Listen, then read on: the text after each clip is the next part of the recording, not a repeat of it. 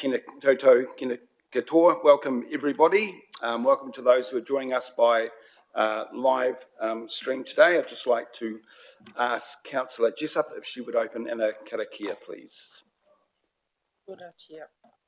Iti hatoa, manaki tia mātau I tēnei rā, humai, pakiti ora, pakiti kaha, pakiti maramatanga. Haumi e hui e. Okay. Thank you, Councillor Jessup. I'd just like to welcome Councillors Lawson and Sholem, who are on joining us via Zoom. I will glance up and make sure if you're waving your hand if you want to ask a question, so hopefully I won't miss you. Are there any, there is an apology, Councillor Heke has to leave us at 10:30, so if we could record that, please. Are there any other, there's no other apologies received, any other leave of absences that would like to be recorded? None, thank you. Conflicts of interest, usual story. If there's any conflicts of interest as we're going through, to please declare them. Confirmation of minutes held on the last performance and monitoring meeting on the 28th of March 2024. If someone is happy, could I have a mover, please?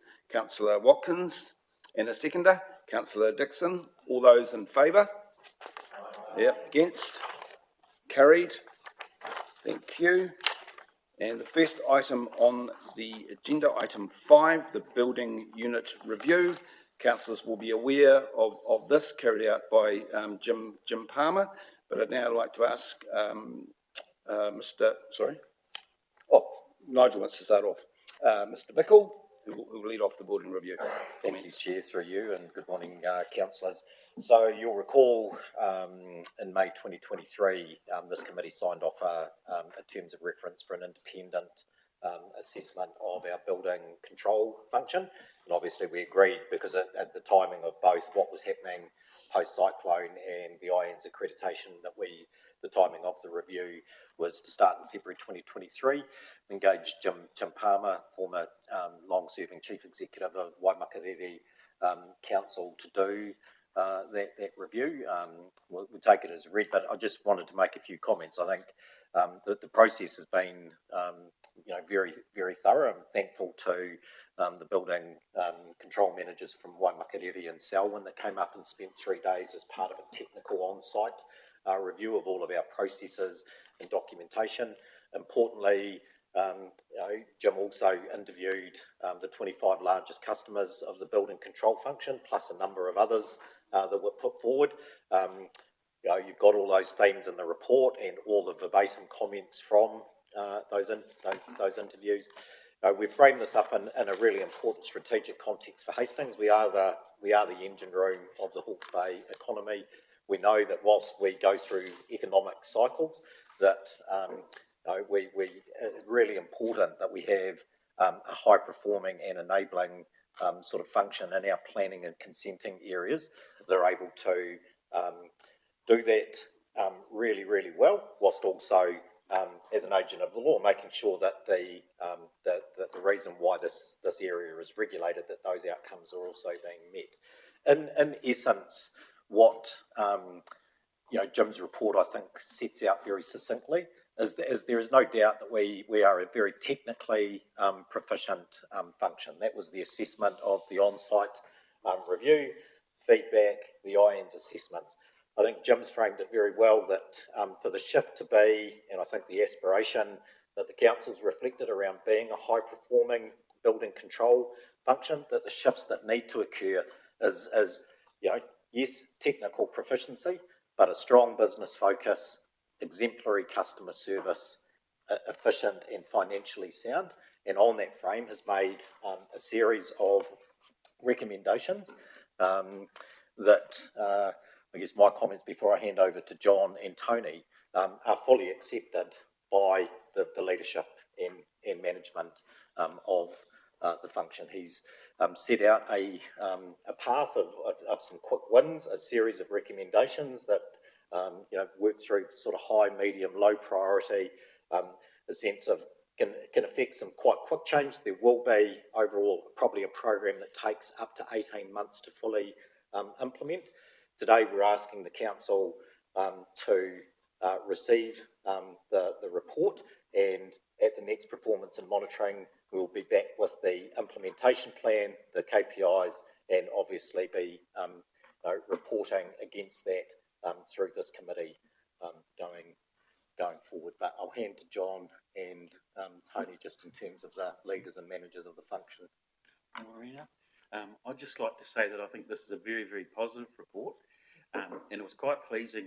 Nigel's touched on it, but we had building consent manager from Waimakariri and also Selwyn, and I just sat on some of the conversations that were going on, and it was really, really interesting to say, people would say, well, how do you do this, or how do you raise that? And, they were really good. We had two real practical managers who've been in the building industry a long time, and they say, hey, as an example, how would we deal with the issue of getting back to people? We have 2 windows during the day, and that's when you do your phone calls. And they had a whole lot of techniques and ways of doing things that were really quite, I believe, eye-opening for our staff, and just changing the way you do a whole lot of things. So we're working already on starting on essentially getting the risk framework in place and the value statement that we're going to be working to. But I think the report's been very well received, and I think a lot of people have been asking for some of those changes, like I think just moving the booking service up one level so that they know exactly what's going on every day, having that direct contact will be a big bonus.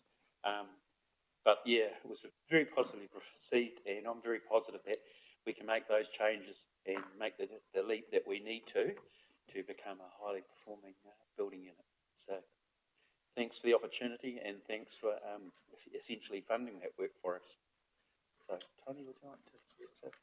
Look, I'd just like to reiterate what Nigel and John have both said, but in terms of the review itself, I guess it's given me a better understanding of how building units actually work at other councils, and it's also those managers from Waimakariri and Selwyn. It was good to talk to them one-on-one, and including Jim, and just realise that there are other ways to do things out in the council as opposed to just relying on what we do here.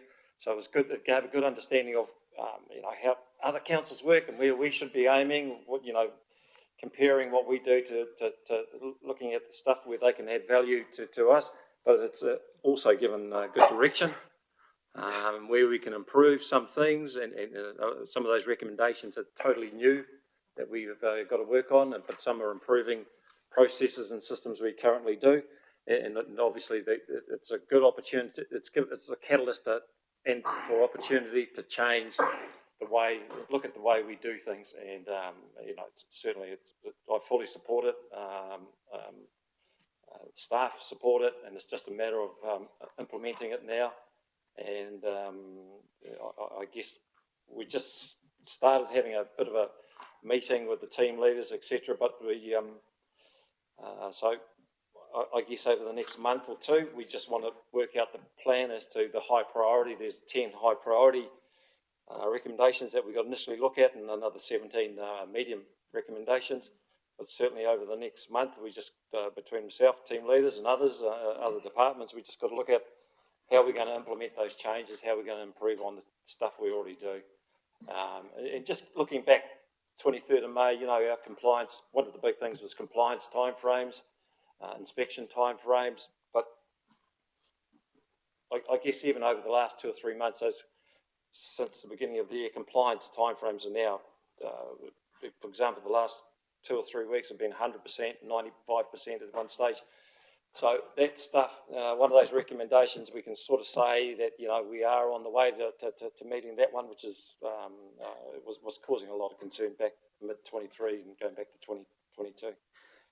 So just to round out before we get to obviously a lot of questions and comments, I think clearly some of the timeframes have come back, and that's related to one of the challenges in this space. It is a variable volume business, and we go through cycles. In terms of the priority focuses, that's reflected in the recommendations that Jim has made, and again, take the report as read. High levels of positive feedback around the inspection function. most of the concerns that were raised by the customers went to basically the approach that we take to risk in terms of how we process the building consents, and from a customer-facing perspective, the wish to be able to engage more directly than has been the process over the last couple of years. So, big focus on getting to that risk-based, reasonable, and practical in terms of the assessment and processing of building consents. Improving the customer engagement and the ability for customers to engage directly with the processing function. Strong focus on, and some of that is linked to basically improving timeframes. You know, Jim's made a pretty clear recommendation in there around what good looks like in terms of, you know, on average, you know, consent should be being basically out the door within most of them, I think it's 90% within 11 days. So I think we'll open it up for questions, Chair. Yep, thank you, and thank you to Jim Palmer. From my point of view, it appears that he's done a very thorough job, and also to for the officers for the willingness to take on board the recommendations, and looking forward to getting into it. So we'll open up the questions. Councillor Kerr. Thank you. Just would like to acknowledge the work of the report writer, and also hearing today how this report's been so well received by our team. I think that's really very positive. I actually would like to tweak the recommendations from a clarity point of view, and I'd just like to propose these now so they can be picked up at the end of the debate.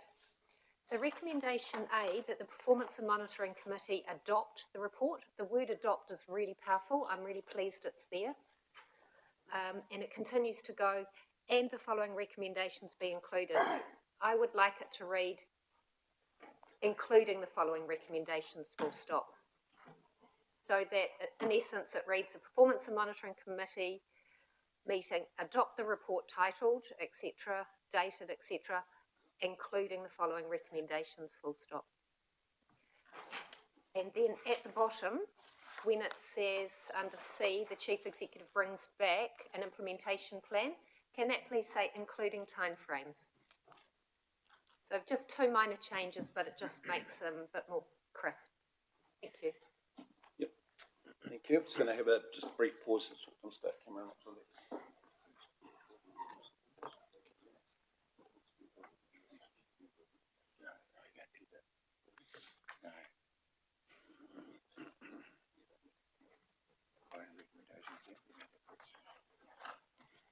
Right, Councillor Watkins.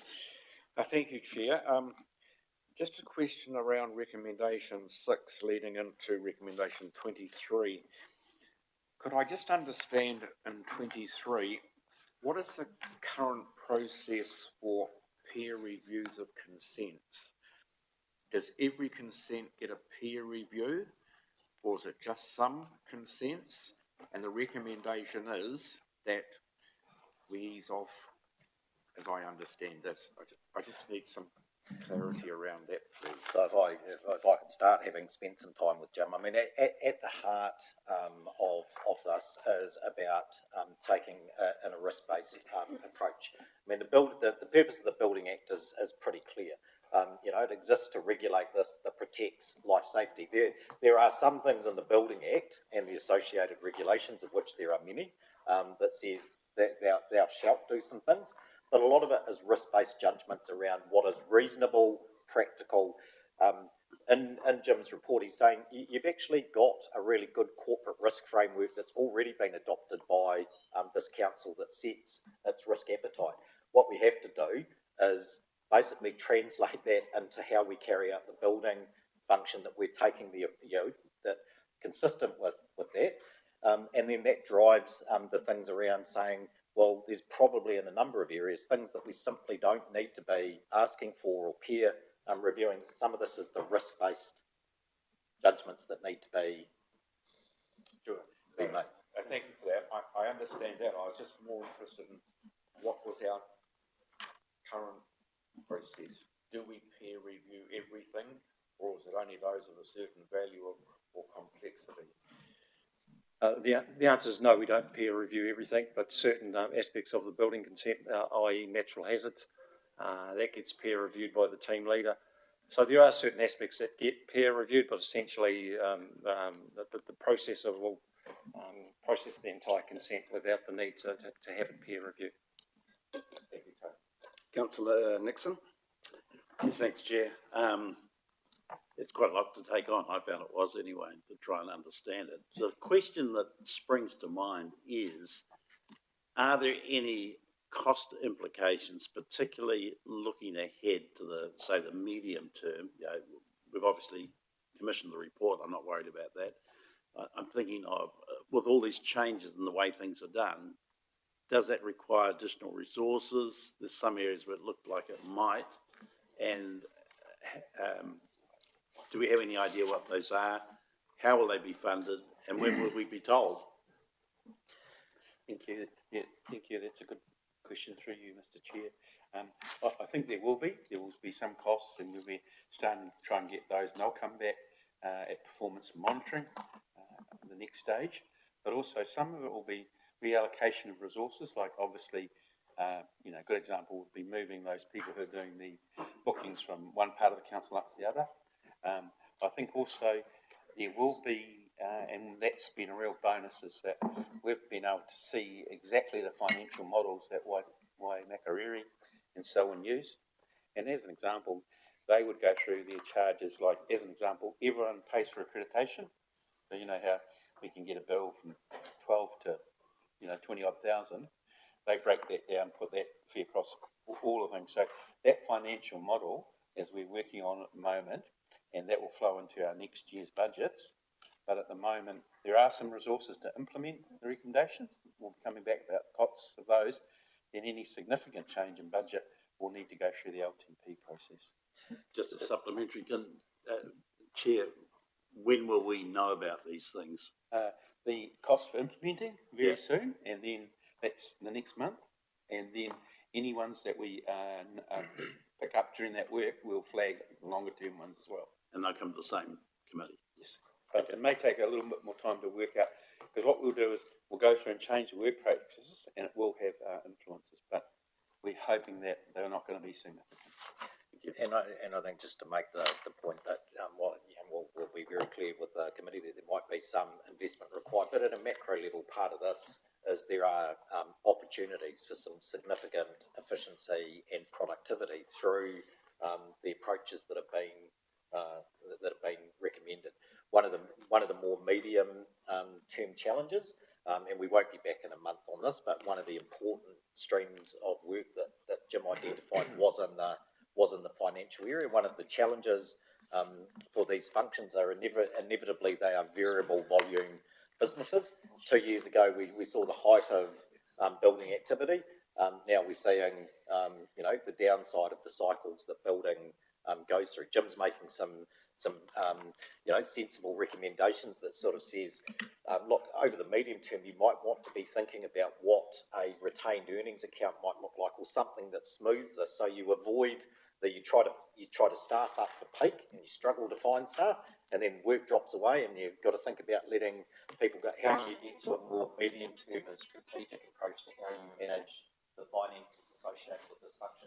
That's some work that's not going to be done in the next month, but as part of that suite of recommendations that I think has been usefully characterised into the priorities, and is going to be overall a 12 to 18 month program to implement. I'm not challenging the recommendation, to make sure we actually understand financial implications. Thank you. Councillor Dixon? Yeah, thank you, Councillor Fowler, and thank you, Councillor Nixon, for asking my first question. It means I've only got one left. That's good. Has this been reported to the building industry as such, and what has their feedback been to date? I'm happy to do that. Yep. So as Jim, he went and talked to, I think, 25 of our busiest customers, and then a number of other people. And then we've got our building advisory group, which is our core group of people that advise us. That's on the 23rd. The report's going through there. And bear in mind that this report has been put out in the open, so it's put out on the open agenda. And also, we will be sending out a comms just saying that the report's available on the hub, and that'll go out to all the people on our building and development database, which is a very substantial, so that we're kind of pleased that we've got the report, but also we need to make sure that everyone's aware of it, so that's what we're doing. So obviously, yeah, just to build on that, it had to come here first, obviously, but the intent is, you know, we have got upcoming building advisory panel meetings, building industry forums. We will be communicating by letter with everyone that participated in the review and that was interviewed, and being very clear that this is the outcomes of the review, that it's gone to council, it's been adopted, and what the next steps are in terms of, because at the end of the day, they're our customers, and we've got ongoing engagement through the implementation of the recommendations. Yep, thank you. Councillor Barrow? Thank you, Chair. Two questions. One is, as Simon asked, the resources needed to successfully implement this, and the second one is, how can we as governors ensure that we're creating the right environment for the successful implementation of this, including moving to a risk-based approach, which is a shift? I guess we've also had a talk about the ability of the gym to pop back and do a bit of a check with us, so that we're keeping on track. But also we envisage bringing the risk matrix, our framework, back to you. And Steph, you've begun work on that already, and we'll talk through with you the risk matrix, how we might apply it in different categories. But one of the sleeper recommendations in here is that that work that Nigel's kind of instigated with getting the low-risk building provisions in the Building Act that exist already turned on. And that would be a real help if we can do that. So there'd be the two components of us approaching things from a risk-based approach, but also central government turning on those provisions. Thank you. So if I can add to that again, because there's layers of assurance Just to before this. you do realise that Nigel's, one of his real interest was working in MB as this area, isn't it, Nigel?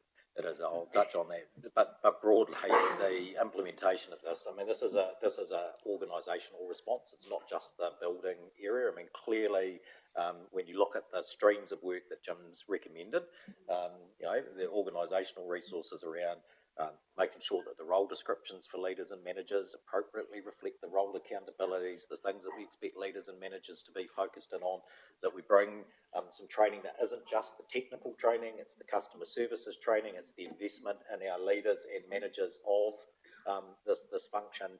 So there will be an organisational approach to supporting the implementation of the recommendations arising out of this report. And one of the things that I think is sensible and Jim's willing to do is that we, Jim will play an ongoing role in supporting the implementation of this. And we've also been very fortunate through connections to have Dave Kelly, who's involved with the Building Advisory Panel. He's just recently finished as the Chief Executive of Registered Master Builders. He's been a Chief Executive of 4 councils in New Zealand over his career, as well as being in charge of the building function at MB, also available to assist. So we're going to make sure that at an officer's level, that we've got the right things wrapped around this, and this will be coming back to performance and monitoring on every cycle over the course of the implementation plan and the KPIs that will guide whether we have shifted this to a high performing building control function. Ms. Sandra? Oh, kia ora. Thank you, through you, Chair. This is a good piece of work to receive, and it is calling for a major culture shift here, actually. And if I look at those headlines of business leadership and planning, as a governance table, there should be investment in leadership development for managers and team leaders now. We shouldn't have to have this as part of a review. There should be regular meetings with the unit to consider methods of developing team members so we get a high performance crew. And in terms of medium, those should be just as course as part of business as usual for a high performance building unit. if I look at delivery of service and customer service, I'd like to think that we engage someone like us, your team, and an independent regularly to ask our customers, are we providing the best service that we possibly can? Under number 12, which is down as medium, I would say that needs to be high, as those other two at the top need to be high. As far as, I think it was $1.3 million loss from the last year. There is the review of the finance and revenue and financing policy. I think that this needs to be, we need to be across this at performance and monitoring and how we are tracking with that revenue and finance policy. And we should have a clear understanding, instead of waiting to the end of a budget year to know what a loss of this department is, and that's down as 18 under finance and performance management as medium. That has got to be high. We have to have a financially sustainable business unit. So there needs to be that building advisory group, perhaps a recommendation, that they're looking at some of these key suggestions by the author of this report to look at the priorities and understand whether or not we've got them in the right order of medium to high. Because in my mind, there's some things that should be just part of good management that should be happening within this unit now, rather than waiting to put them in a review. So I suggest that there is a recommendation that the building advisory groups look at these priorities and identify what can be undertaken immediately. The purpose of that advisory group that we set up a few years ago was to understand how do we deliver better customer service from this department. And, you know, the purpose of their job is to help us do this. So I think that there needs to be a recommendation that advisory group actually looks at the recommendations and sees what can be done. The time frame of 12 to 18 months for some of these things that I would say should be business as usual in a good operating management department should just be core business. So I'd like to think that if we made that recommendation through you, Chair, Yes. that we look at those priorities and with the business advisory group, see what work can be undertaken immediately under some of those priorities and what work needs to be progressed in a longer term. But in terms of surveying our customers with an independence, I think we shouldn't have to wait to a review to be able to review and talk to our customers to say, are we doing a good job or not? And that needs to be taken as a high priority and not have to wait for a significant review and a significant investment. There's some core management issues that we need to be following very carefully as a governance table. Yep, thank you, Ms. Sandra. So should we record that, Craig? Sorry, before we do that, did you want 12 and 18 as part of the recommendation to be changed from medium to high, Ms. Sandra? Now, you've yes. Identified that as well. Yep, thank you. We're just going to take a moment. Okay. Yeah. Okay. Yep, I'll show it. Yep, thank you. Thank you. Councillor Harvey? Yeah, thank you. I couldn't have said it any better, so I'm not sure what now to say, but this has been a review, and we are actually all lay people around the table. We knew that there were things that weren't necessarily working right, but we needed the expertise to come in and actually identify and drill down into those.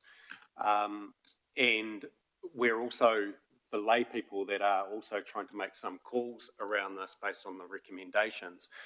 But just touching on what Ms. Sandra said around that, the building advisory group, and look, I'm really happy that we were shown this or presented this in a workshop last week, and then we've quickly turned that around to recommendations today. But I would have liked to have heard some of their input around these, because as Ms. Sandra has rightly said, some that we believe are medium.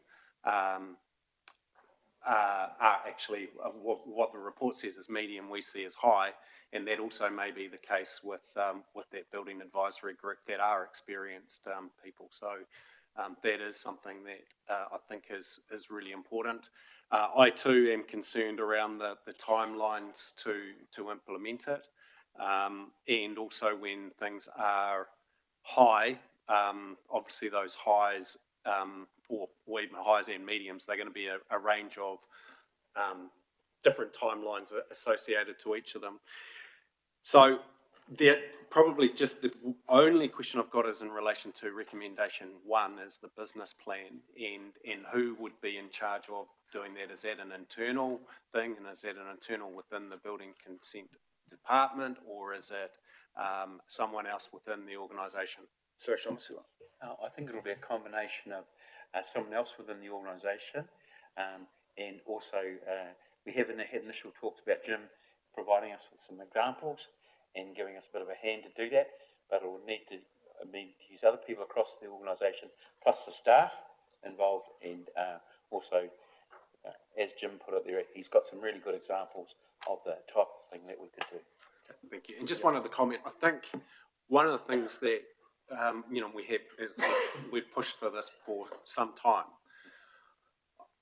I hope that the unit actually looks at this in as much of a positive light and a huge opportunity going forward, and actually take the vision that it can be the best performing in New Zealand, and actually look at that and work towards, whatever timeline that ends up being, but that we can all sit around here and say we do have one of the best performing or the best performing building unit in New Zealand. Do you want to respond? Yeah, and I've got to say thank you to Damon for actually doing that, because what's come out of it is a very strong pathway forward. So we're actually pretty committed to getting it done, and we believe that we can do that. Thank you. Yep. Yeah, I'm just going to go to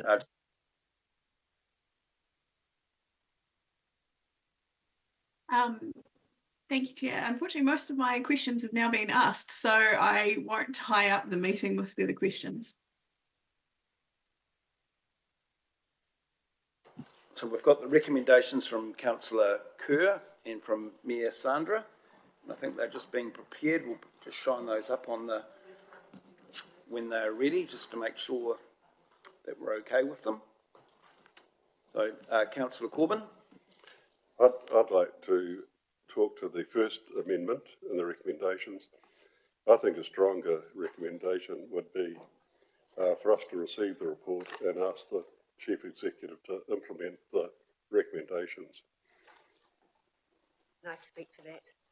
Yeah, sure. Councillor Kerr. Adopting is more powerful than receiving, and the recommendations already say adopt. I'm not changing. We've got to get into semantics. Yeah. It's the staff that have to adopt it. We receive it and ask them to implement. Yeah, and Councillor Corbyn, I think we'll wait till it comes up onto the screen. The staff are just preparing that now. So we'll just have a wee break while we wait for that to occur.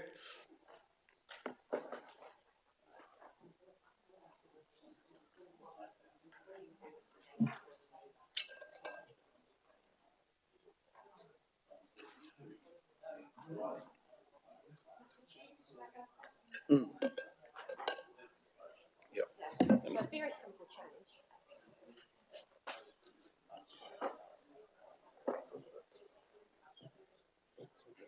Sorry?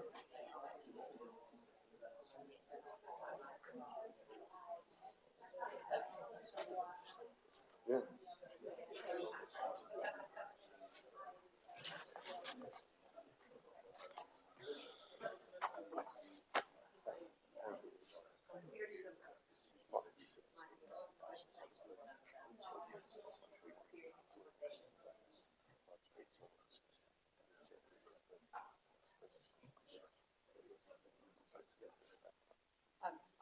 So, Michael, because there's no recommendation other than that's what it's about. I'll move those. So you're going to move it? Yeah. Yeah. And then Well, we'll show them up. We'll show them up first.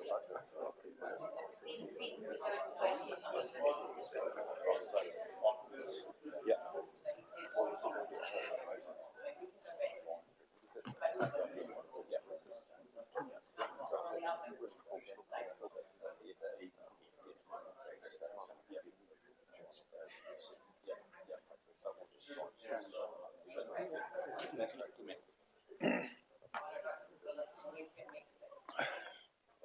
Right, welcome back. So we're just going to go through the recommendations, the new ones that have been proposed on there. Happy, Tan? Tan, Councillor? Yep, and it'll be a cross out from the 12 and the 18 from medium to high. Yep. And there'll be a recommendation E, which will be coming up shortly on there. Committee directs the chief executive, that one there on E. Yes, sorry, missed that, and C is to Councillor Kerr as well. Yes, Andrew, are you happy with E? Councillor Kerr with change in C? I'm happy with the two minor changes I proposed, and if Mayor Sandra's happy with E, I'm happy to move the recommendations as there. Thank you. Councillor Harvey with second? I'll just ask a question first. The issue that I raised, which I think several other councillors were also interested in, does that need to go in the recommendation or? Cost implications. Yeah. Should that be included, or is that just encompassed anyway? We're going to have to deal with that explicitly in terms of the implementation plan that we bring back to the council at the next meeting. Yep, sure. Happy with that, Councillor Lexon? Okay, right, so all those in favour? Aye. Against? Carried. So thank you very much, John and Tony, and we look forward to the progress that you make and reports coming through. So thank you very much. Thank you. So the next item 6, and I'll invite Mr. Wilson to come down and take the chair, and Mr. Franklin as well. And Bruce, Mr. Allen will commence proceedings.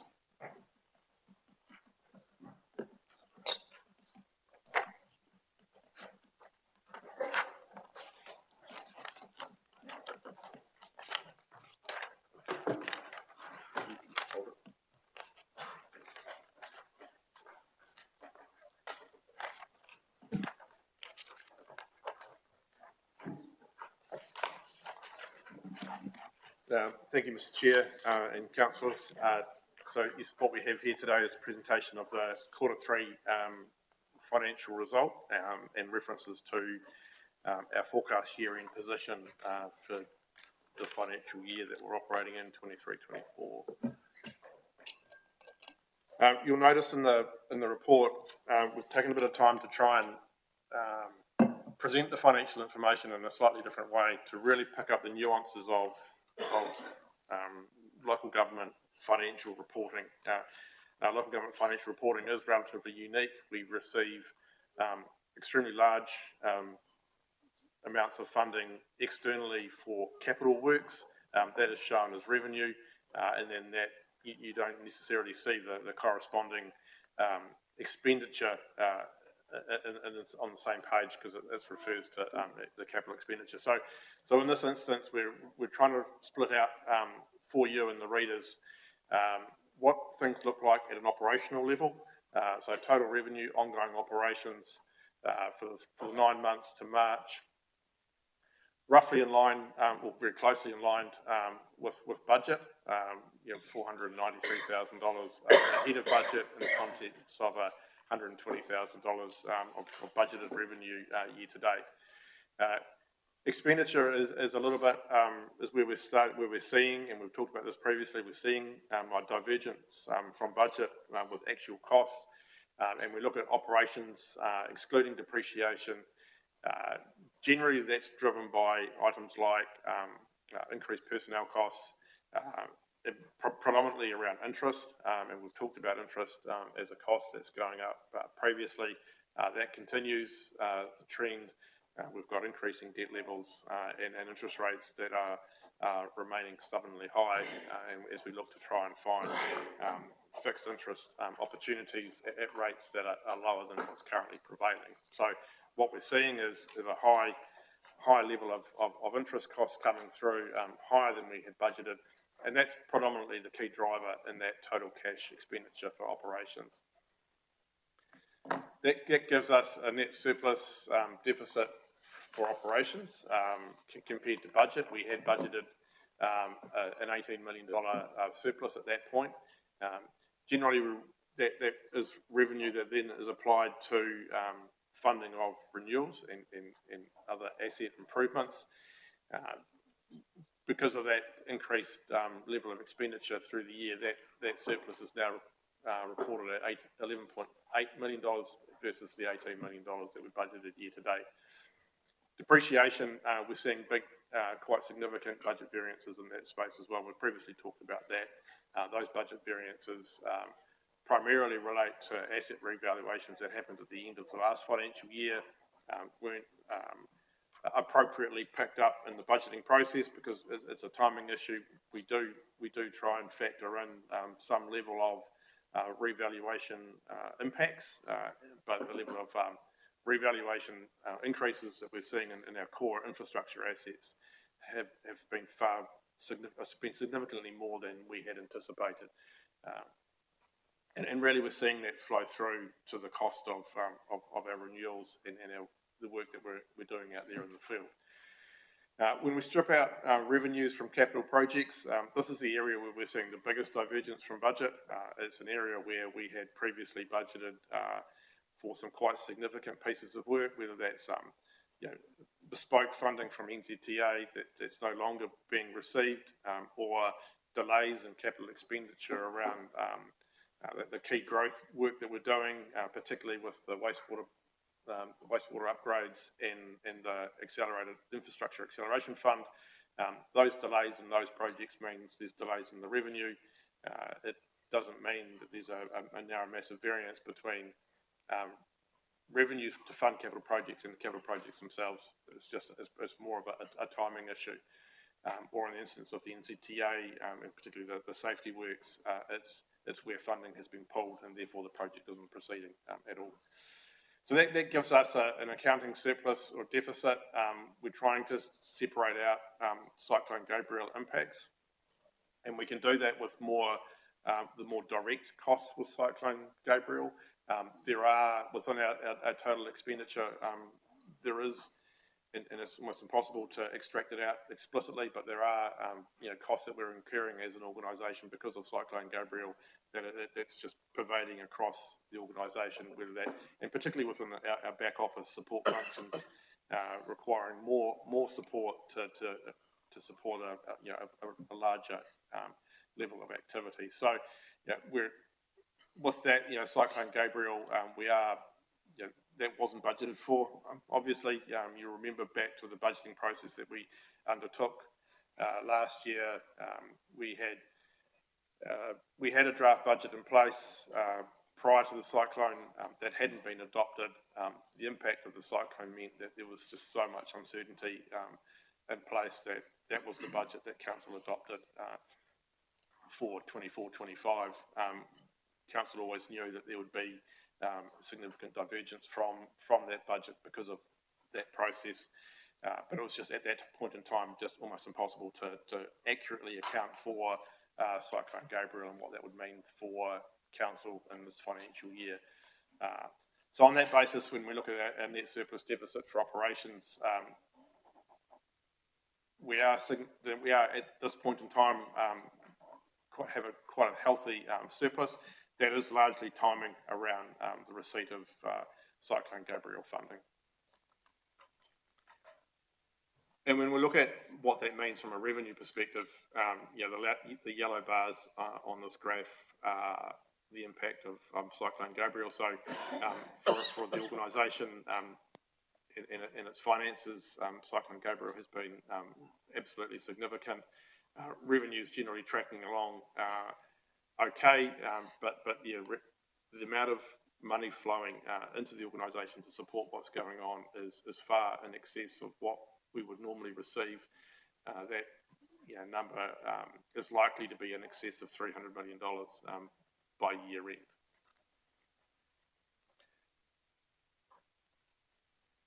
So just on revenue, there are, and you'll see it in the report, a large number of sort of, I guess, unders and overs throughout the organisation, reduced levels of activity within in our consenting areas, reduced revenues, increased parking revenues, and reduced subsidies on other projects, operational projects, but more subsidies coming in to support the recovery.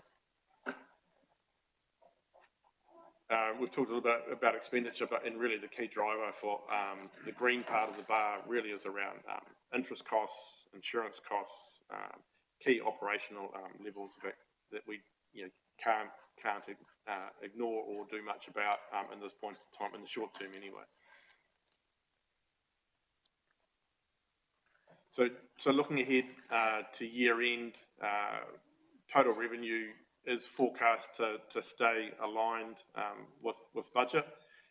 Expenditure is forecast that divergence from budget is forecast to increase for the last quarter, as you would expect as the year progresses. Depreciation, again, whilst it's not a cash impact, it is a really good indicator of the level of spend that council should be incurring with its renewals. Generally, council's assets are mature. There are a couple of asset classes where the level of renewal spend isn't reflected by the depreciation. Stormwater is a good example of that, where those assets we aren't in that significant mature renewal phase, but generally council's assets are in that space. So our renewal spend and depreciation is a good proxy for the amount of money that we should be spending on renewals going forward. Mr. Allen, could I just ask a question? So not necessarily the net surplus operations, just for clarification, especially for those people who might be online, there's not necessarily a windfall, that surplus of 32,726 on the bottom line there. No, that's right. Yep. I think the important one to focus on is the net surplus deficit cash for ongoing operations. So we'd forecast a $25.9 million surplus. That surplus generally funds the capital items that are rates funded or have other funding sources. That's likely to reduce to $14 million at the year end. So the impacts are significant, and the accounting surplus deficit for the pre-cyclone of a deficit of $12 million versus a surplus of $21 million. That's the other numbers I think that we need to focus in on, acknowledging that there's large revenues for capital projects that have been delayed, and that does have an impact going as we work our way through it. Thank you, Mr. Allen. Thank you.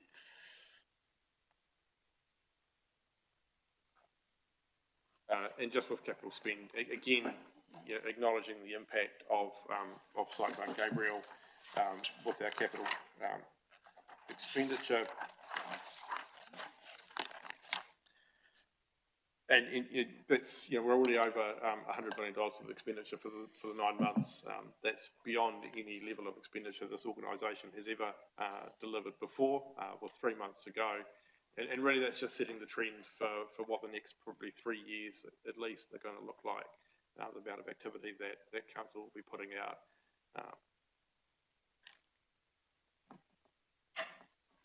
And that does naturally flow through to debt. So we're forecasting debt at this point in time to be in the vicinity of $396 million. That picks up, an assumption that we're on par with what we're entitled to receive through our funding arrangements with the Crown. So Category 3 buyouts. That whilst we're getting funding in advance, currently we expect that at year end that will net off appropriately, as well I guess with the opposite with the transport funding at the moment. So we fully expect that funding will catch up, and we're looking at a $396 million forecast debt position. That's what's baked into the starting debt position for the LTP, and that's what informs the budgets moving into next year as well. Councillor Kerr, just with regard to your report, Bruce, 4.19 talks about finance costs. The last line at the bottom of the page 18. Yes, so I can cover Yeah, that off. So, cover that, that Thank was, you. that was, I'll take responsibility for that. For me, it was me tinkering with Mr. Wilson's report. Effectively, what I didn't complete by saying was that these additional financing costs have, however, been somewhat offset by funding received in advance for the Category 3 property buyouts. Thank you, Liz. I definitely want that answer. Yep, and if we just turn off our remotes, I'm going to go to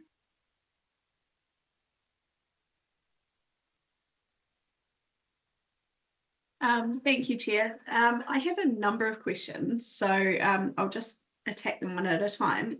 Starting where Councillor Kerr's left off, which is 4.19, you may well have answered my question there with the rounding out of that sentence, which is, I see noted that the interest costs have been exacerbated by borrowings incurred council with roading recovery works while finalising Crown funding agreements.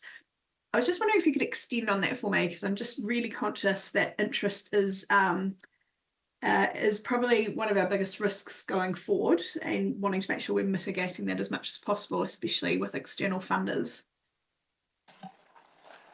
Through you, Chair, and thank you for that question. Yes, we're attempting to work through with Crown Infrastructure Partners, so they're the government agency charged with implementing the funding arrangements that we have with the Crown. That took quite some time to get put into place. We were incurring costs that were to be funded from this agreement from July onwards this financial year.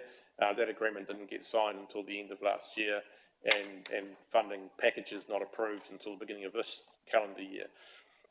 And on that basis, we were about, I think $30 million of expenditure for quite some months prior to receiving any funding from CIP. We are working with the Crown and with CIP to work out ways of how we can mitigate that holding cost that we incurred because of that. And there's a number of tools that we're exploring to do that. One of which is to receive some of our other funding packages in advance, to have cash on hand that would offset that financing cost. So the things that we're working through with CIP within the constraints that they have as well at their end. Yep, thank you, Mr. Allen. May I ask for additional questions? Carry on. Okay, thank you. And thank you to those who are turning off their mics to get rid of that horrible echo that I've got on this end. Just to follow on from that, Bruce, and thank you for outlining the pragmatic approach being taken to try and offset those holding costs. I also note under 1.2 mention about the Infrastructure Acceleration Fund, which you talked about earlier as well, payments budgeted and having not been received. I'm just wanting to check, is that because we haven't started work and therefore there's no holding cost, or is that otherwise? I guess I'm just looking for clarity on. Yeah, it's just it's a timing issue. So I think as councillors will be aware, it's a multi-year, multi-stage contract. We've let the initial stage contract, some work's underway. We'll see the fences up on the expressway. One of the, joys in the world that we've lived in since COVID, so can't seem to take a break. We had guaranteed delivery of pipes on the 19th of January. They turned up at the port yesterday. They travelled all around the world. So some of this is just simply timing of basically project delivery. Councillor Just Butter. clarity Sorry, on that though, so it's not holding costs. Sorry, could you repeat that, Wendy? You're breaking up. Oh, sorry, team. So just clarifying on that, Chief. So there's not holding costs associated with that delay. It's just the timing issue. I'm just trying to understand if there's a financial implication. It's just a timing issue, councillor. We haven't incurred the costs, and therefore we haven't been able to claim the costs back from the accelerated fund. Councillor Butter, I think you are next on the list.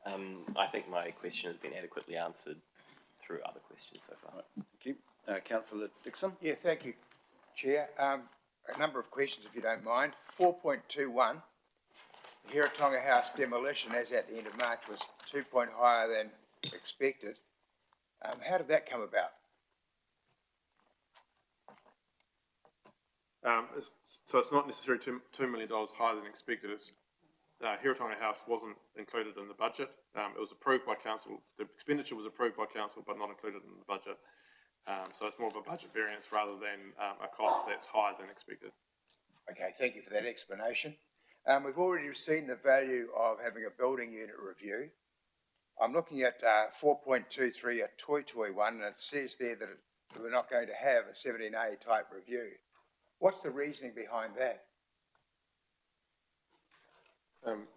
Rebecca might be able to add to that further, but ultimately what we're looking at, 17A reviews quite structured and set out within the Local Government Act.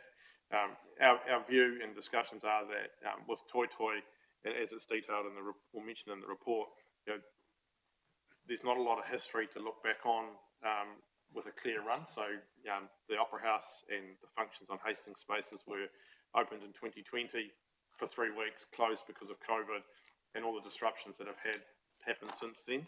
The municipal buildings have only been open for coming up 2 years.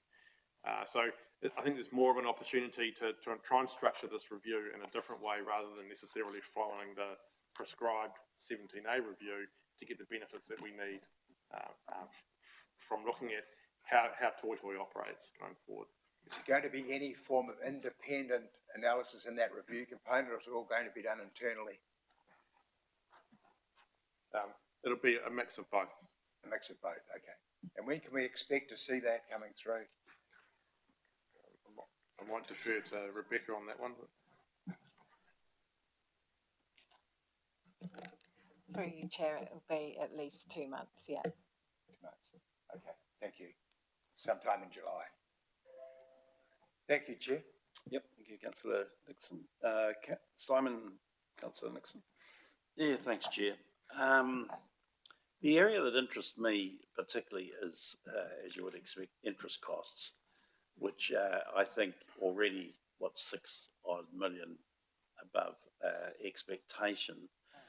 And, we sort of have this hope that interest rates might come down, but they're tending not to come down internationally. And so I'm interested to know what our sensitivity, I suppose it is, of future it could look like, particularly as our debt keeps going up to 700 million eventually, is it? This is going to incur another interest is actually becoming a significant portion of total council costs. It used to be almost nothing, but now it starts to worry me. So I just wonder, what is our expectation? How are we going to manage that in order to keep it under control when a lot of it is not controllable? It's out of our control because somebody else makes the critical decisions. I might defer to Ross or Aaron, but just I guess an opening comment on that. We are working very closely with Bancorp, our Treasury advisors.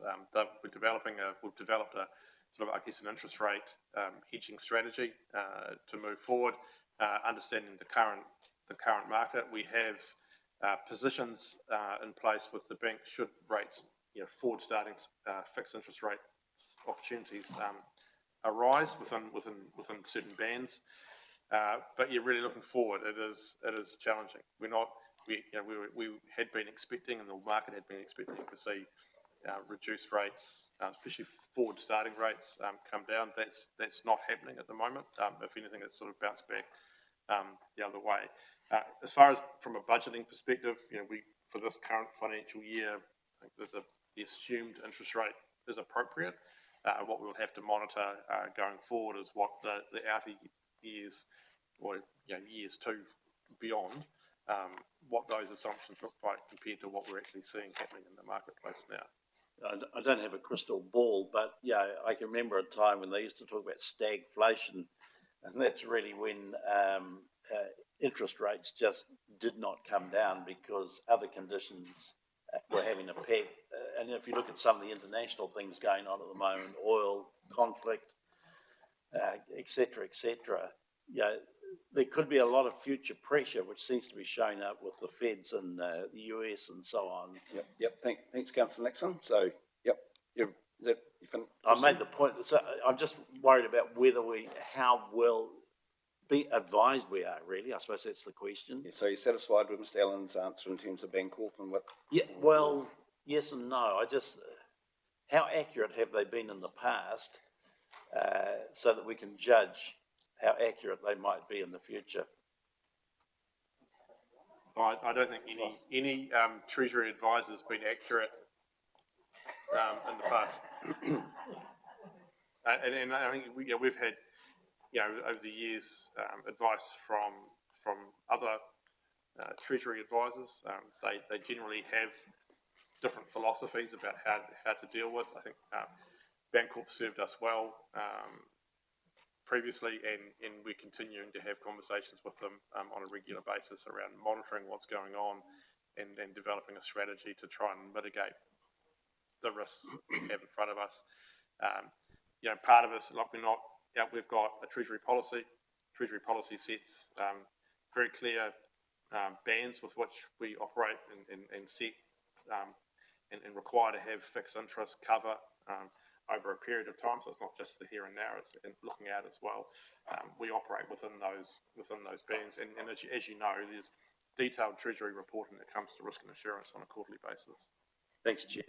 Yep, and I'm sure Councillor Nixon, as an economist, you'll know all about the perils of forecasts. Councillor Watkins. Thank you, Chair. 4.27, when could we expect to get the Splash Planet report? At the next meeting. Sorry? At the next meeting. Of this committee? Yes. Thank you.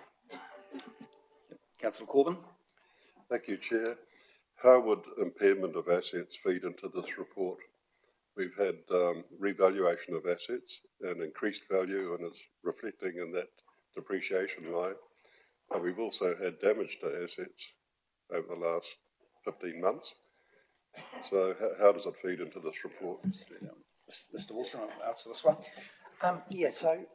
Basically, you're talking about impairment of the asset of the transport assets versus the complete overall picture of the assets, which includes probably at least $1.2 billion worth of water in there that weren't impaired or affected in any way.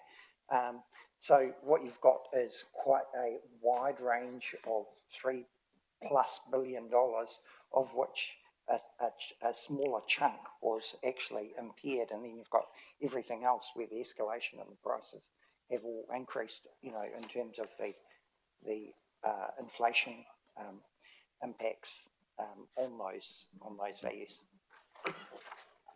Yeah, but Just to chip in, there was an impairment in our last annual report for the transport asset, which was required by audit. The accuracy of that obviously will flow through, but obviously particularly one of the key areas, as you say, was bridges, because we had bridges that so don't that exist was anymore. June 23. In the annual report 22-23, there is a significant impairment in our last financial report. The value has been written down. And the increase in value of the water and so on far outweighed that.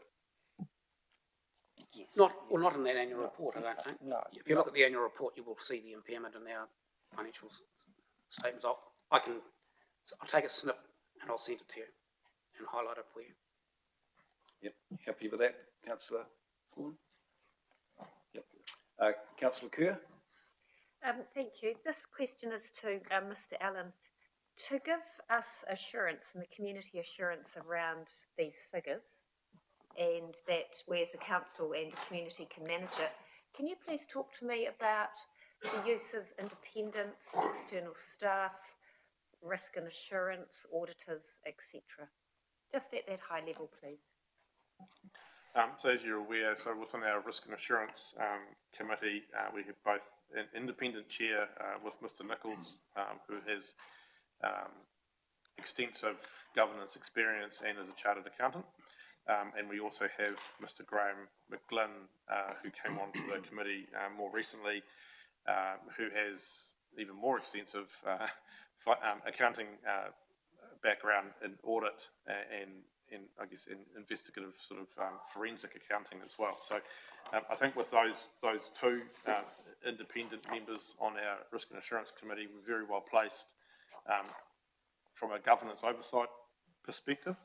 And then we have with EY as our auditors, a robust audit program that they undertake, which includes a preliminary audit, which is probably being undertaken quite soon, as well as the full audit of our accounts from about September on, with a view of adopting our annual report in October. So they're the key overlays. Obviously, we've got a competent staffing of qualified chartered accountants as well that work their way through that with Mr. Franklin's oversight at the moment. Thank you. Councillor Dixon? Yeah. Thank you, Chair. Just one I missed on the way through.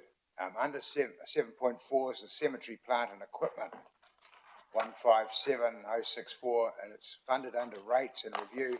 Is a portion of that going to be charged out to two other councils that are involved?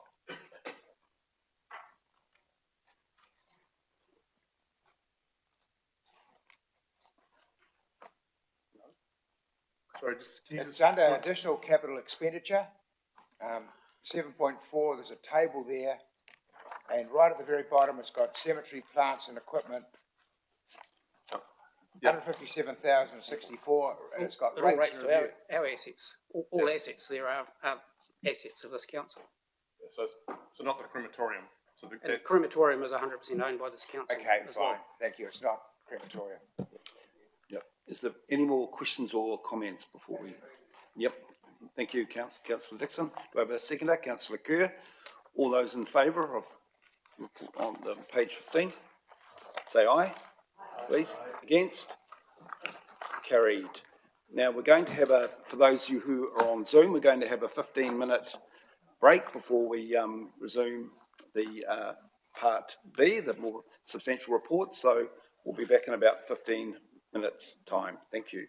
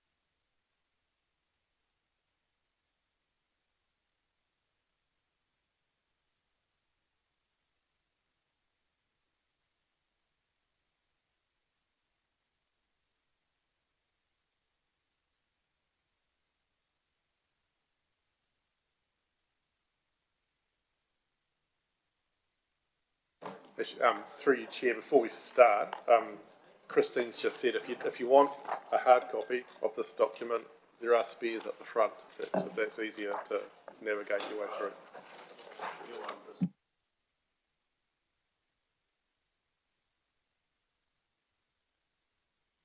Right, so we'll make a start in about a couple of minutes. So Caitlin will probably just start to get the live stream.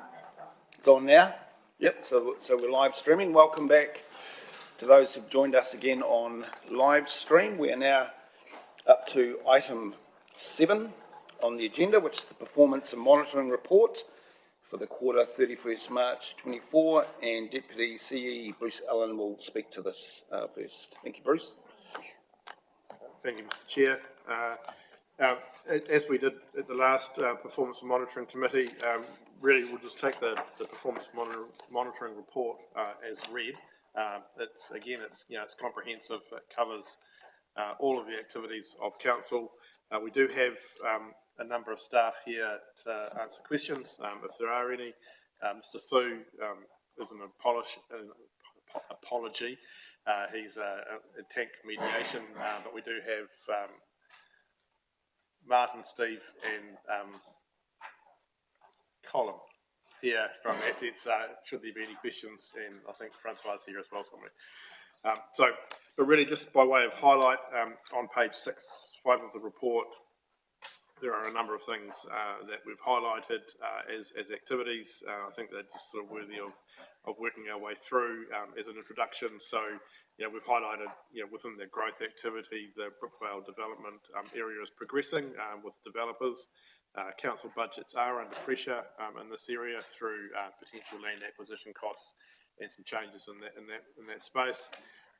We've talked previously, and I think in the finance agenda item as well, within the consents area, there is a continued downward trend in consents activity, and that really just does reflect the nature of the economy and what's going on out there.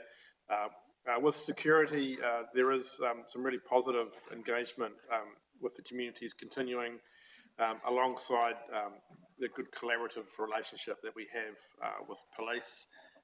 We've seen, recently the work that City Assist are doing in supporting the police and the CBD has been really, really a good piece of work. Within the community development area, that resilience planning and community engagement activities, that continues. Again, some really good work from staff with really, high level of positive engagement with the communities. I think generally across that, the communities are in different spaces, but on the whole, they're positively engaging in that work. Work continues with the upgrades of our parks, affected by Cyclone Gabriel. We had funding through the Tourism Infrastructure Fund to help support some of that. So, namely Puketapu and Tainui, Hikanui Power Site, Tamata, they're receiving some attention following Cyclone Gabriel. Work has commenced on the King Street upgrades in the CBD. It's programmed, has been programmed for quite some time. It's funded through the targeted rate that the CBD ratepayers contribute to. And then just on risk, as an organisation, we are experiencing risk on a number of different fronts, particularly post Cyclone Gabriel. We've sort of beefed up in this report, as we did last quarter as well. An overview of the strategic risk register highlights, where we're seeing pressure, particularly around things like financial sustainability, liability from legal challenge. We're into spaces where we don't normally operate, like Category 3 buyouts and that whole process that goes around that. Growth planning, significant operational service failure, it's highlighted, the risk around that is highlighted with the level of activity that's going on within the organisation as well. Within the road and transport space, really the main thing that they're working on is around, as well as the BAU and looking after the broader network, is the cyclone recovery works. That does continue unabated and is continuing alongside business as usual. It is having an impact on the delivery of and the team are under a huge amount of pressure to deliver on that. And then within, just lastly, within the events area, quarter three of the financial year is always a busy quarter from an events perspective, and 2024 was no different. And obviously things like Horse of the Year in March sort of dominated that period from an event perspective. So on that, at that point, Mr. Chair, really just happy to take questions. There's a number of staff, as I said here, more than happy to answer your questions if you have any. Yep. Thank you, Mr. Allen. Councillor Nixon. Yeah, thanks. Just looking through all our various developments, Howard Street, et cetera, and also reading the report, I think it was the previous report that talked about development is actually running a little behind what we had hoped for. Do we have some sort of indication what the financial implication of that is? Because we're not collecting development contributions at the rate we would have hoped, yet we've spent the money providing the infrastructure. So financially, where does that leave us? Yeah, I think likely covered in the financial report. I couldn't but you're work right. out what it was telling me. There is exposure. So I think a lot of these development areas have had a very long lead time, and we particularly when we think about Howard Street and Iota Middle Road sort of areas, development contributions have been set on a level of expenditure, and really those things are coming together at the same time at a time when residential development is really slowing due to the costs associated with it. So there is pressure. I can't give you off the top of my head, I guess, the exact financial implications of that, but a lot of it does come down to, yes, we're experiencing some pressures at the moment on the basis that we're not receiving development contributions that we would expect at a rate that we would expect to repay the debt that we're incurring within those growth areas. But that's not to say that if things were to improve, that can't be clawed back in some way. If it's not, the impact is, and we know that within the development area, growth is ring fence. If there is a decline in development contribution revenue, that, as you know, is debt repayment effectively within the growth area. If that doesn't happen, then we have increasing interest costs. That needs to be recovered through development contributions into the future. Thank you. Thank you. Councillor Watkins. Yeah, thank you, Chair. Howard Street again.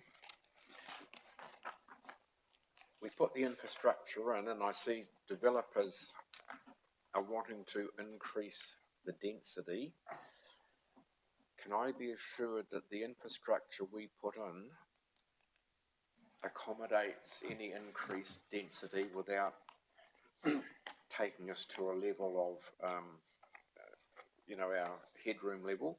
Or if we have to modify infrastructure, how can we be sure that the full cost of that modification is paid by the developers who want that increased density?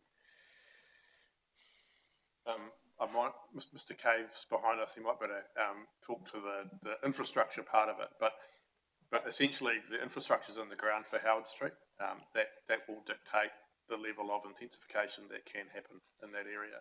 So through a consenting process and an approval process, I think that will be the constraint. I don't think there's any expectation that we'll be increasing the capacity within Howard Street to enable a higher density than what was previously planned. Thank you. I'm just going to go to Councillor Sholem. I've got you recorded, Councillor Dixon. So. Thank you, Chair.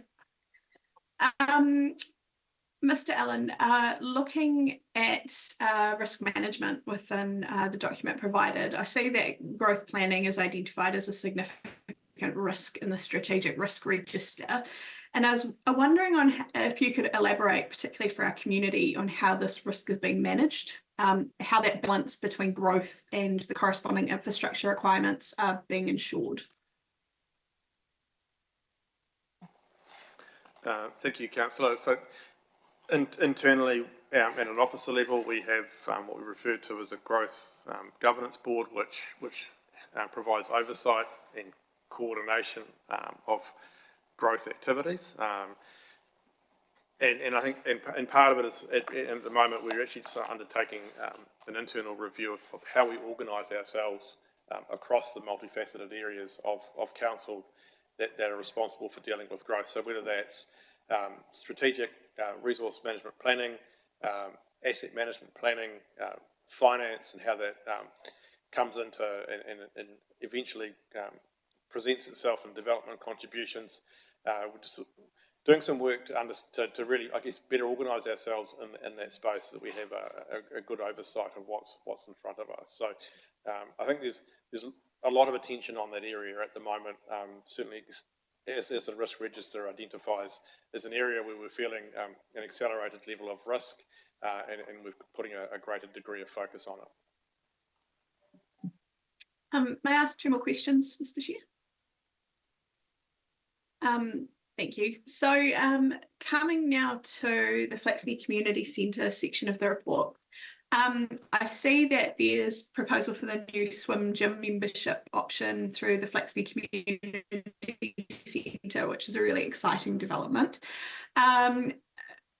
Mr. Dinwiddie, I expect this question's for you. Could you please share any sort of specific analysis that's been done on how that will contribute community engagement with the facilities? Because I see there's a noted drop in gym, I guess, patronage, and also how we're ensuring financial sustainability through that as well. Thank you, Councillor Sholem, through you, the Chair. In terms of community, yes, I mean, it actually did come from community, that they were after some sort of membership that actually covered being able to use the pool as well, rather than just Flaxmere Gym.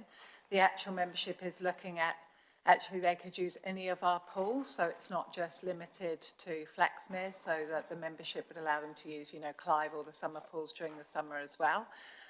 There has been a reduction in memberships, although we have changed, I guess, our system in terms of how we track memberships. So there is the potential that this is actually a truer number of the people that are actually involved in the gym.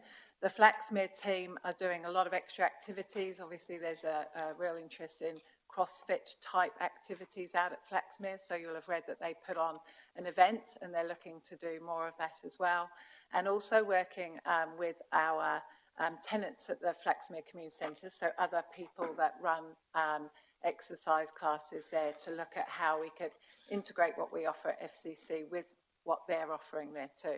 So there's a number of things going on at the moment around how we get revenue at our community centres and also our sports centre, and how we can improve that for the next financial year. And my final question through you, Mr. Chair. Can I just ask them to turn off their microphone? I've got a curable echo on this end. Thank you. There is mention that funding for the Hawke's Bay Museum Research and Archive Centre is largely confirmed. I see that within the document. Are there still gaps to be addressed, and what's the anticipated timeline for securing the full amount required?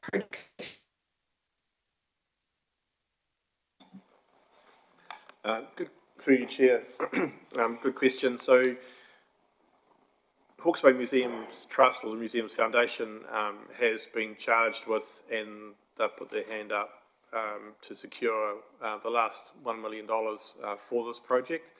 I think there's 150,000 of that has been secured, and they're working, as you're aware, of the program around selling naming rights to the individual feathers that will go around the dark house of that.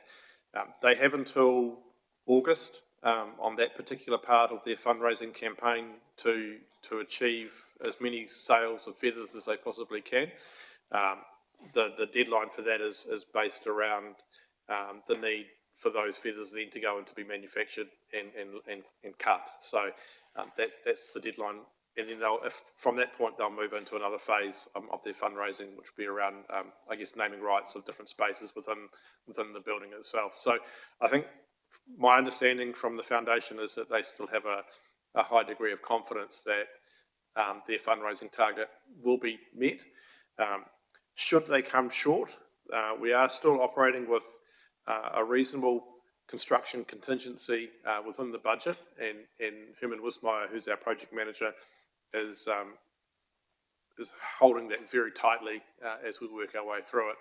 And a good I guess point within the construction phase that we are now with, we're out of the ground, the concrete foundations have been laid, structural improvements have been made.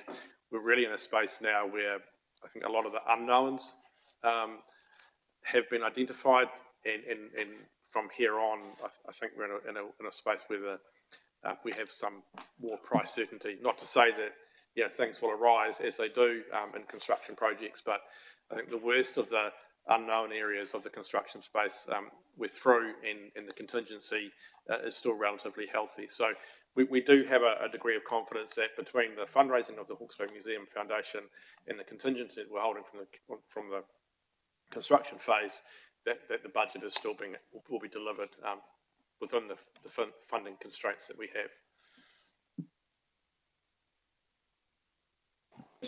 have. Ms. Happy for you to come back to me once you've spoken to others, if that suits. So you're just breaking up a bit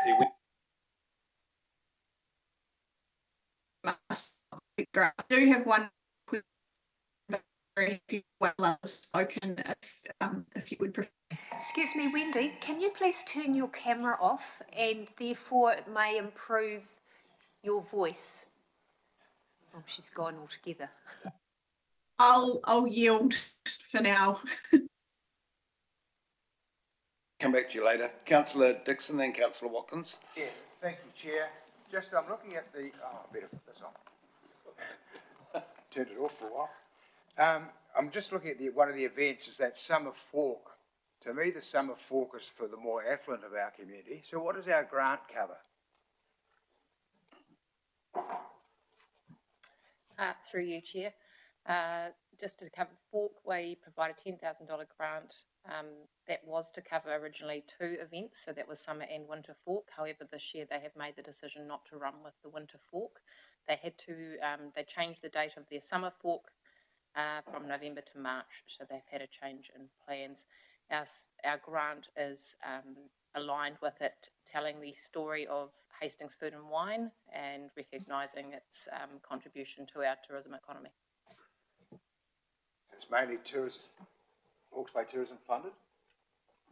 Yes, it is a Hawke's Bay tourism event put on by the tourism organisation who seek support from Napier City Council and Hastings District Council as partners of the as funders. And both councils contribute the same amount?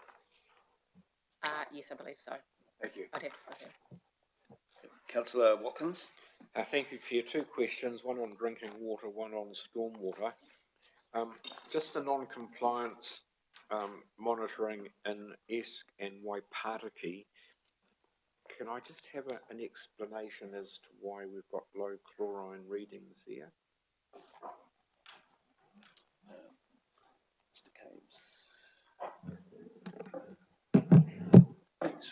Through the chair, thank you for your question, Councillor Watkins. So, non-compliance for Esk and Waipataki was due to low FAC readings at those supplies, and excuse me, FAC means free available chlorine, so just residual chlorine and residual chlorine in the water, so as part of the chlorination and treatment process. So low FAC means that there's not no FAC, it's just down below or getting low towards the thresholds of minimum requirements for FAC in the drinking water supply for a treated supply. With Whirinaki, just important to understand we're operating on an interim supply there. With Waipataki, that's a new supply at Waipataki, and we're going to be switching over to chlorine gas in that supply, given the complex treatment that's required to treat the raw water at Waipataki. We've got granulated activated carbon filters and green sand filters, and that requires a lot higher initial chlorine dosing to make that system work. But once it goes through the treatment process, we achieve typically the levels required for the treated water supply, but it is proving unreliable. So we're switching to chlorine gas, which will alleviate that problem. So you're quite confident that will then meet the... Absolutely, yes. Thank you. That's great. And just my second question in relation to stormwater. I see there were 4 non-compliance related issues relating to administration tasks. Have those been addressed? Yes, thank you, Councillor Watkins. So, yeah, so that relates to the 22-23 year and relates to some audits not being completed that were being required, and the team are working to ensure compliance this year. That's great. Thank you. Yep. Thank you. Councillor Harvey? Yeah, thank you. It's just relating to a comment within the Toitoi aspect of the report, which says the HBRC proposal to discontinue Hawke's Bay Tourism funding. Hawke's Bay Tourism presents a significant risk to Toitoi business. Understanding that we will be making, Hastings District Council will be making a quite comprehensive submission. Just trying to make sure that for maximum effect and impact, that the likes of Toitoi as its own entity would also be doing one, and also understanding that Splash will also be vulnerable based on that funding. So just wanting to make sure that we are putting together as strong a case in using as many sort of channels or ways that we can make those submissions, not just a one hit from council. Through you, Chair, yes, we're looking at making a submission to Hawke's Bay Regional Council on a number of issues, Hawke's Bay Tourism being one of them. We know that there's a joint submission going up between Napier and Hastings Council on that issue, and we will be making our own submissions as well. And I think it's a good point to tie in, the impacts that it has for the likes of Splash Planet and Toitoi more explicitly as well. Yeah, thank you. I'm not sure my question was answered. I was just wanting to know, would Toitoi, would they be making their own submission based on what they are raising as concerns about significant loss of funding? Because of just the broader or the more that do, hopefully the greater impact. And in some respects, as I said, ours could be quite a lengthy submission around some of the other issues that we are concerned about. So for maximum impact for those specific ones, have we got a strategy in place? We'll review the strategy. The strategy was to have one submission from Hastings District Council on the basis that Toitoi and Splash are Hastings District Council activities. But we'll have a look at that, and if there's, I guess, if it creates a bigger impact by having multiple submissions, effectively it's still coming from the same organisation, being Hastings District Council. Thank you. I'm going to go to Councillor Barrow, then to Councillor Sholem, and then back to Councillor Curtin. Councillor Barrow. Thank you. It's nice to see that while building consents are down, the value is up and number of new dwellings is up as well.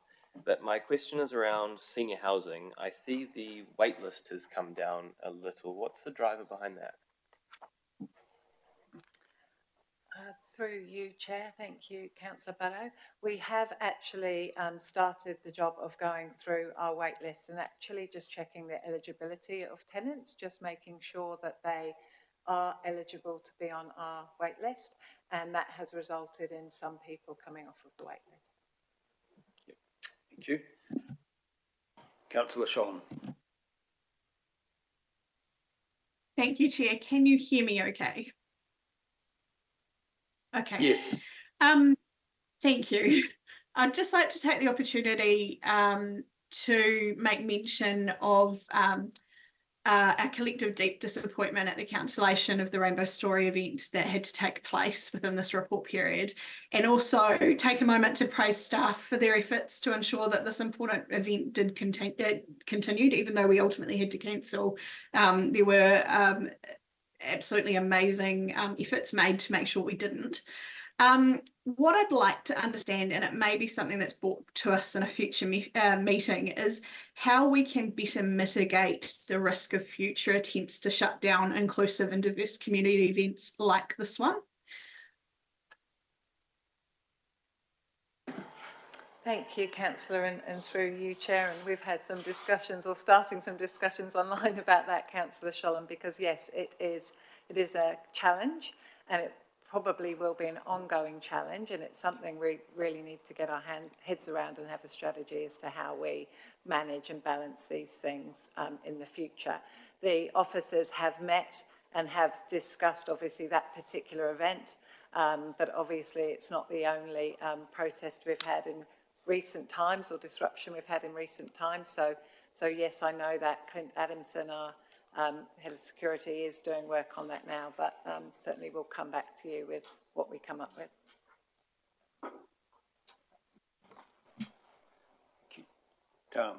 Councillor Kura. A very simple request. Could we have a photo of Lowe's Pit Bioscape when it's completed, please? I don't know that I need to go and investigate it, but love to see a photo emailed to us all. Thank you. Yep. Thank you. Councillor Corbyn. First of all, a comment. I like these comparisons, but some of them I think would be better for the seasonal events, being this quarter versus the same quarter last year, rather than the previous quarter, because seasonality does play a part in those. I'm looking at the aquatics report in particular, but there are others in there. Second question is around neighbourhood support, and I see we're reporting on that, but there doesn't seem to be much change in support units, or whatever we refer to them as, and I think they're very important, particularly in response to things like the cyclone and so on. Do we have an aspiration for neighbourhood support? I think last time I asked, it was around, we're sitting around 13% of the community had neighbourhood support units, and it's still sitting at that 18 months later. And I've got one other question after that. Thank you, Councillor Corbyn. Through you, Chair. Absolutely, it's a huge a focus for us. I think what's happened is, because we're having so many of these community resilience meetings, that the subject of neighbourhood support is being discussed in those, because we see neighbourhood support as an absolutely key part of community resilience going forward. So although the numbers are not looking very high, I can assure you that if you look on the community development page, we're having at least sort of 4 to 5 community meetings a week, and part of those discussions are neighbourhood support. So I think you'll find that over the next few months those numbers will increase a lot because of all those that are currently sort of being talked about, and you know, who working out with community who's going to be the lead person for community support, etc. So I was just at a community meeting at Waimarama at the weekend, and they talked about community support and that they want to set it up, etc. So it's just about people putting their hands up in the community and wanting to lead that with our support. Thank you. And the second question is the Clive camping ground, and where we're at with the ablution blocks and with a new lease being put in place. Ask Colin can come down and answer the ablution block question. Where are we at with the lease? Sorry. The new lease has been drafted at the moment, and the building, the final building, which is the additional ablution facility towards the rear of the site, will be finished at the end of this month. So at that stage we'll be fully compliant with regulations in terms of camping ground and all sanitary issues addressed. Thank you. And Councillor Corbyn, we've made a note about adjusting for seasonality quarters, so we've made a note about that. Thank you for that suggestion. Mayor Hazelhurst. Thank you, Chair. Through you, I have a couple of, just to follow up on the camping ground. Can I just ask that the lease reflects the level of investment and the business model that is at the camping ground. You know, we're not providing community service here. We actually provide it, we need to make sure that our leases are true to what is reflected across our district. So I just highlight that, please, that we are providing a fair and reasonable rent lease. Through you, Chair, that's exactly what we will be doing. Yep. Thank you very much. Brilliant. So just in terms of just a few key areas that I've got highlighted here, I'm going to get to my pages.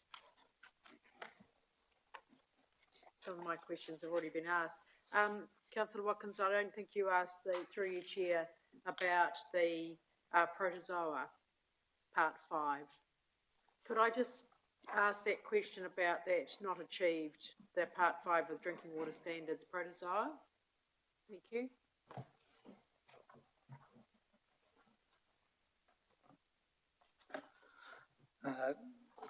Through the chair, thank you for your question, Your Worship. With regards to the Part 5 protozoa compliance, so that relates to, again, to the not achieved to the 22-23. The measures are to be updated, and we are reporting against our interpretation of the new legislation, and we do not have guidance from Te Mata Arawai, the regulator, presently, and so we're working on getting that guidance. It's just a tricky space that we're operating in there presently. Yep. All right, thank you. Okay, thank you for that, Steve. Through your chair, I've got a couple of others. We've done Clive, drinking water. Just a question around Howard Street.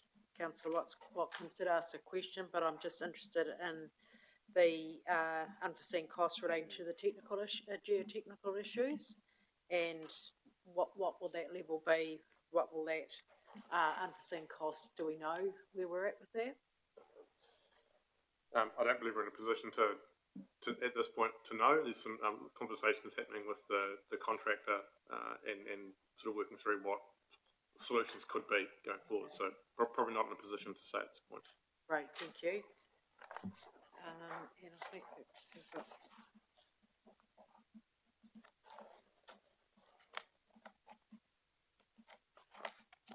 No, I think that's all for me at the moment, Chair. Thank you. Ms. Sandra. Mr. Stockley. Thank you, Chair. Just in relation to civil defence emergency management on page 68 of the report,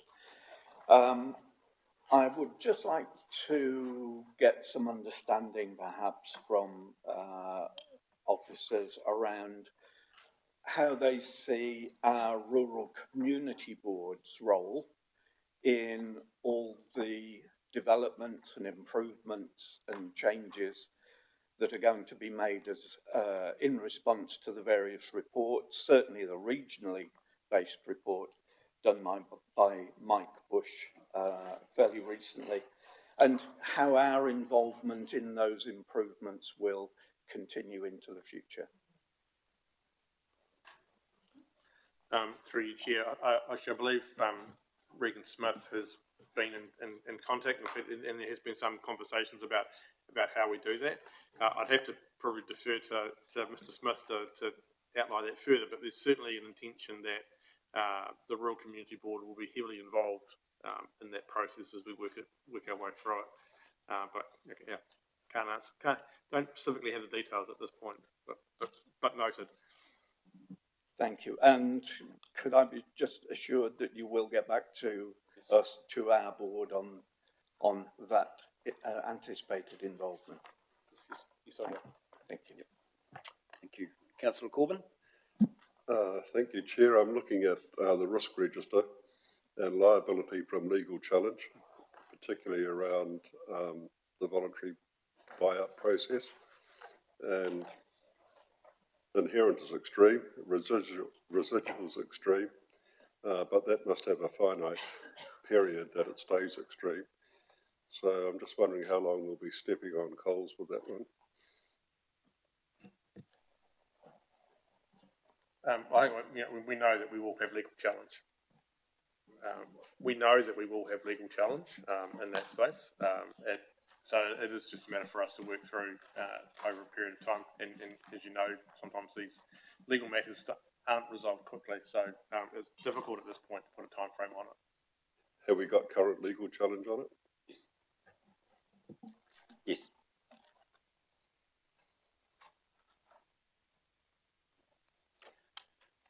Any other questions, comments? Just Yes, to have a Sandra? comment through you, Chair. I just want to acknowledge the community engagement and the outstanding work that the team have done with the Road to Recovery, the long-term plan engagement. We've had a lot of positive feedback from our community about a really, really clear, easy to understand LTP document, and also the wider engagement around all of our projects throughout the recovery, but in general. So I just want to acknowledge the team from engagement and marketing and comms for their very, very thorough work and actually communicating what is going on. You know, it's a tricky space. We think we've done enough, but people still, sometimes we try to reach everyone to tell them how we're doing it and what we're doing and when we're doing it. And it's not easy, but I want to acknowledge the team and their work, particularly in the LTP space. We've had lots of positive feedback. Thank you. Thank you, Ms. Sandra. Right. So the recommendation being no further questions or comments, the recommendation, could I have a mover, please? Councillor Buddo. Councillor Dixon will second. All those in favour, please say aye. Aye. Against? Carried. Yep. So thank you before we close with the karakia, thank you for all those that have joined us from home. Thank you for the officers for all the work you've done. It's a lot of work to prepare these reports, and thank you for the councillors that are engaged in questions as well. So thank you for that. So Councillor Jessup, if you'd like to close with a karakia, please, being no other items to discuss. Ngā mihi ki o koutou katoa I tēnei wā. E pāmana ki te o mātou whānau kua taimai nei I tēnei rā. Piki te ora, piki te kaha, me te maramatanga. Āmeni. Thank you.